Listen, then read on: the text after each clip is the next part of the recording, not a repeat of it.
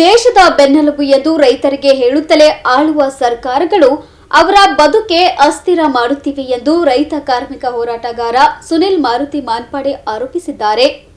ಈ ಕುರಿತು ನಗರದ ಪತ್ರಿಕಾ ಭವನದಲ್ಲಿ ಸುದ್ದಿಗೋಷ್ಠಿ ನಡೆಸಿ ಮಾತನಾಡಿದ ಅವರು, ಸಾಲದ ಬಾಧೆ, ಬರ ಪರಿಸ್ಥಿತಿ ಕಾರಣಕ್ಕೆ ರೈತರು ಆತ್ಮಹತ್ಯೆಗೆ ಶರಣಾಗಿ ವರ್ಷಗಳೇ ಕಳೆದರೂ ಮೃತ ರೈತರ ಕುಟುಂಬಕ್ಕೆ ಪರಿಹಾರ ವಿತರಣೆಯಲ್ಲಿ ಸರ್ಕಾರ ವಿಳಂಬ ಧೋರಣೆ ಅನುಸರಿಸಿ ರೈತರಿಗೆ ದ್ರೋಹ ಬಗೆದಿದೆ.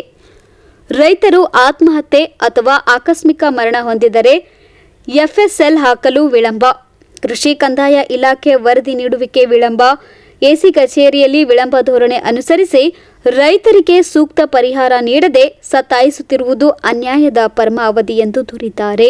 ಇದೇ ವೇಳೆ ಮಾತನಾಡಿದ ಅವರು, ಕೂಡಲೇ ರಾಜ್ಯ ಸರ್ಕಾರ ವಿಳಂಬ ನೀತಿ ಅನುಸರಿಸಿ ಕಲಬುರಗಿ ಜಿಲ್ಲೆ ಇದುವರೆಗೂ ನಡೆದ 40ಕ್ಕೂ ಅಧಿಕ ರೈತರ ಆತ್ಮಹತ್ಯೆ ಹಾಗೂ ಆಕಸ್ಮಿಕ ಸಾವಿಗೆ ಸೂಕ್ತ ಪರಿಹಾರ ನೀಡಬೇಕೆಂದು ಒತ್ತಾಯಿಸಿದ್ದಾರೆ. ಕಳೆದ 3 ವರ್ಷದಿಂದ ಇಡೀ ರಾಜ್ಯದಲ್ಲಿ ಶೇಕಡಾವಾರು 35-40% ರೈತರಿಗೆ ಪರಿಹಾರ ಸಿಕ್ಕಿಲ್ಲ.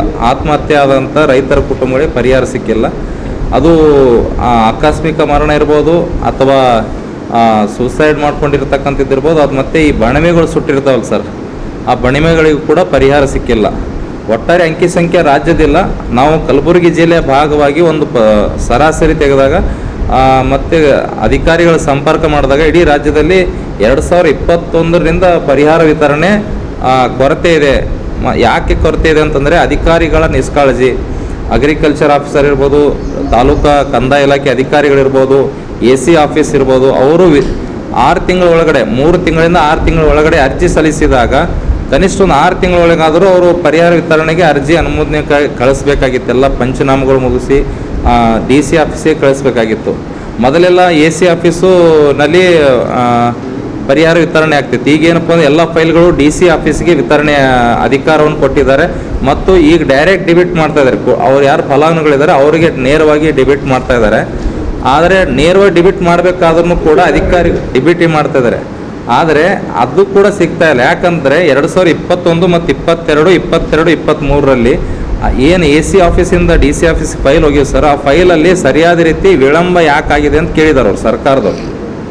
ಯಾವಾಗ DBT ಮಾಡೋ ಪದ್ಧತಿ DC ಆಫೀಸ್ ಮೂಲಕ ನೇರವಾಗಿ ನಡೀತಾ ಇದೆ, ಹಿಂದಿನ ಏನು ಅದೇ ಫಲಾನುಭವಿಗಳಿದ್ದಾರೆ ರೈತರ ಆತ್ಮಹತ್ಯೆ ಯಾಕೆ ವಿಳಂಬ ಧೋರಣೆ ಮಾಡಿದ್ದಾರೆ, 2 ವರ್ಷ 1 ವರ್ಷ ಯಾಕೆ ವಿಳಂಬ ಮಾಡಿದ್ದಾರೆ ಅಂತ ಕಾರಣ ಕೇಳಿ ನೋಟಿಸ್ ಹಾಕಿದ್ದಕ್ಕಾಗಿ ಇವರು ಉತ್ತರ ಕೊಡದೇನೆ ಕನಿಷ್ಠ 1 ವರ್ಷ ಆಯ್ತು ಸರ್. ಯಾವುದೇ ಉತ್ತರ ಇಲ್ಲದೇನೆ ಪತ್ರ ವ್ಯವಹಾರದಲ್ಲಿ ಫಲಾನುಭವಿಗಳ ಅರ್ಜಿಗಳು ಬೆಂಗಳೂರಿಂದ ಕಲಬುರಗಿಯಿಂದ ಬೆಂಗಳೂರಿಗೆ ಇಮೇಲ್ ಮೂಲಕ ಅರ್ಜಿಗಳು ವ್ಯವಹಾರ ಆಗ್ತದೆ ಹೊರತಾಗಿ ಪತ್ರ ವ್ಯವಹಾರ ಆಗ್ತದೆ, ರೈತರಿಗೆ ಪರಿಹಾರ ಸಿಗ್ತಾ ಇಲ್ಲ.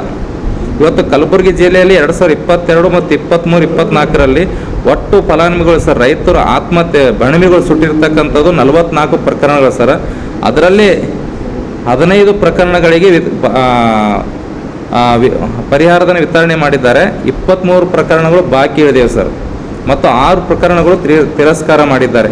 ಯಾಕಂದರೆ ಸರಿಯಾದ ರೀತಿ ದಾಖಲೆಗಳು ಸಲ್ಲಿಸಿಲ್ಲ ಅಂತೇಳಿ, ಅಧಿಕಾರಿಗಳು ಸರಿಯಾದ ರೀತಿ ಪಂಚನಾಮೆ ಮಾಡಿಲ್ಲ ಅಂತೇಳಿ 6 ಅರ್ಜಿಗಳು ತಿರಸ್ಕಾರ ಮಾಡಲಾಗಿದೆ. ಇದು ಬಣಿಮೆ ಸುಟ್ಟಿರ್ತಕ್ಕಂಥದ್ದು ಸರ್. ಅದ್ರ ಜೊತೆಗೆ ರೈತರು ಆತ್ಮಹತ್ಯೆ ಆಗಿರ್ತಕ್ಕಂಥದ್ದು ಒಟ್ಟು 2022 ಮತ್ತು 23, 24 2 ವರ್ಷದಲ್ಲಿ 95 ಜನ ರೈತರು ಆತ್ಮಹತ್ಯೆ ಮಾಡ್ಕೊಂಡಿದ್ದಾರೆ ಸರ್. ಅದರಲ್ಲಿ 80 ಅರ್ಹ ಅರ್ಜಿಗಳು ಇದ್ದಾವೆ. ಒಟ್ಟು 8 ಪ್ರಕರಣಗಳನ್ನ ತಿರಸ್ಕಾರ ಮಾಡಿದ್ದಾರೆ ಸರ್ಕಾರ. ಯಾಕಂದರೆ ದಾಖಲೆಗಳು ತನಿಖೆ ಸರಿಯಾಗಿ ಆಗಿಲ್ಲ ಅನ್ನೋ ಕಾರಣಕ್ಕಾಗಿ 8 ಪ್ರಕರಣ ತಿರಸ್ಕಾರ ಮಾಡಿದ್ದಾರೆ. 84 ಅರ್ಹ ಫಲಾನುಭವಿಗಳಿಗೆ ದುಡ್ಡು ಬರಬೇಕಾಗಿತ್ತು. ಅದರಲ್ಲಿ 44 ಜನರಿಗೆ ಮಾತ್ರ ಅವರು ವಿತರಣೆ ಮಾಡಿದ್ದಾರೆ, ಪರಿಹಾರ ವಿತರಣೆ ಮಾಡಲಿಕ್ಕೆ ಆಗಿದೆ ಅಂತ ಹೇಳಿದ್ದಾರೆ. ಇನ್ನೂ 38ರಿಂದ 40 ಪ್ರಕರಣ ಅಂದರೆ 50% ರೈತರಿಗೆ ಇನ್ನೂ ದುಡ್ಡು ಸಿಕ್ಕಿಲ್ಲ. ಅಂದರೆ ಅಧಿಕಾರಿಗಳು ಎಷ್ಟು ನಿಷ್ಕಾಳಜಿ ವಹಿಸಿದ್ರೆ ರೈತರ ಕುಟುಂಬಗಳಿಗೆ ಪರಿಹಾರ ಕೊಡೋ ಸಲುವಾಗಿನೂ ಕೂಡ ಇವ್ರು ಅರ್ಜಿ ವಿಲೇವಾರಿ ಮಾಡೋಕ್ಕಾಗಲ್ಲ ಅಥವಾ ಅವ್ರಿಗೆ ಏನು ಅದಕ್ಕೂ ಕೂಡ ಮೇನಿಮೇಷನ್ ಅನ್ನಿಸ್ತಾರೆ. ಅಂದರೆ ಇವ್ರು ರೈತರ ಪರವಾಗಿ ಎಷ್ಟು ಕೆಲಸ ಮಾಡ್ತಿದ್ದಾರೆ, ಅಗ್ರಿಕಲ್ಚರ್ ಇರ್ಬೋದು, ಕಂದಾಯ ಅಧಿಕಾರಿಗಳು, ತಹಸೀಲ್ದಾರ್ ಇರ್ಬೋದು, AC ಆಫೀಸ್ನವ್ರು ಇರ್ಬೋದು, RI, VI ತಹಸೀಲ್ದಾರರು ಮತ್ತು ಕೃಷಿ ಅಧಿಕಾರಿಗಳು ಪ್ರತಿನಿತ್ಯ ದೊಡ್ಡದಾಗಿ ಪತ್ರಿಕೆಗಳಲ್ಲಿ ಹೇಳಿಕೆ ಕೊಡ್ತಾರೆ, ಸುದ್ದಿ ಮಾಡ್ತಾರೆ. ಆದರೆ ಅವರ ಕಚೇರಿಯಲ್ಲಿ ಪರಿಹಾರ ಧನಕ್ಕೆ ಇರ್ತಕ್ಕಂಥ ಅರ್ಜಿಗಳು ವಿಲೇವಾರಿ ಮಾಡಲಿಕ್ಕೆ ಅವ್ರ ಕೈ ಆಗ್ತಾ ಇಲ್ಲ ರೈತರು. ಸುದ್ದಿಗೋಷ್ಠಿಯಲ್ಲಿ ಮುಖಂಡರಾದ ಚಂದು ಜಾಧವ್, ಶಾಂತಪ್ಪ ಪಾಟೀಲ್, ಮಹಾಲಿಂಗಪ್ಪ ಪಾಟೀಲ್, ವಿಠಲ್ ಪೂಜಾರಿ, ಸೋಮಶೇಖರ್ ಸಿಂಗೆ ಸೇರಿದಂತೆ ಅನೇಕರು ಉಪಸ್ಥಿತರಿದ್ದರು. Bureau report in Gulbarga news.